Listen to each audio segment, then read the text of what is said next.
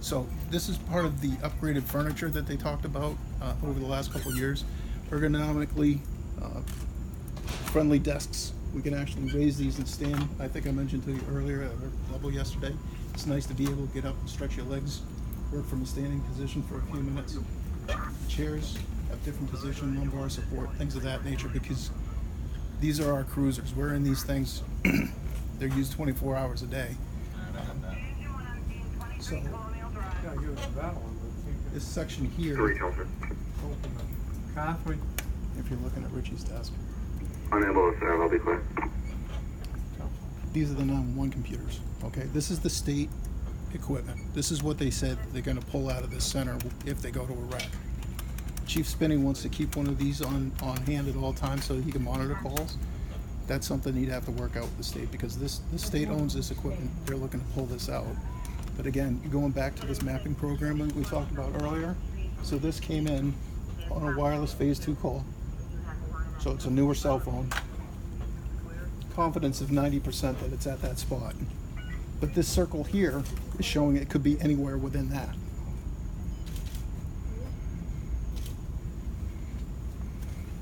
So we have a bunch of different indicators that give us an idea where it could be. But again, it's not exact technology all the time. They get us in the ballpark. A lot of times people are where they say they are. There's a lot of times that you'll get 100% like on a landline. They think they know where they're at. So this screen has basically been designated for future use.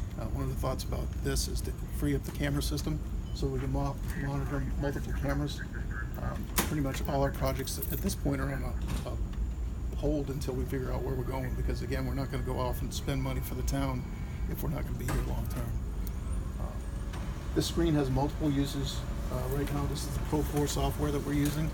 Another thing that I failed to mention in the last part of this is one of the things that hasn't been answered, and I think it's a hidden cost to the town, is Tewksbury and Draken, I believe, are on the IMC software. I would assume that if we go to this rack, we're going to have to upgrade the software, which the state will do in the rack.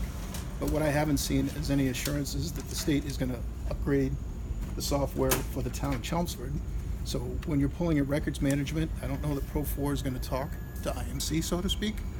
So you're going to have to buy new software anyhow. I think that was one of the things that Chief Ryan brought up, is he wants MDTs in his trucks.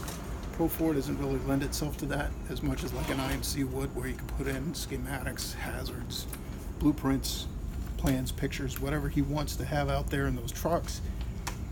So that part of it, I think, you're going to have to get from the town. It's like the radios that are in town now. You're still going to have to maintain your towers. You're still going to have that infrastructure here. I don't believe the state is going to take over that cost. They're talking about anything inside. So like if this was a wreck, they're going to pay for the furniture, they're going to pay for the software and the screens. But outside, once it gets out that, I'm pretty sure that's going to be on the town of Chelmsford to deal with.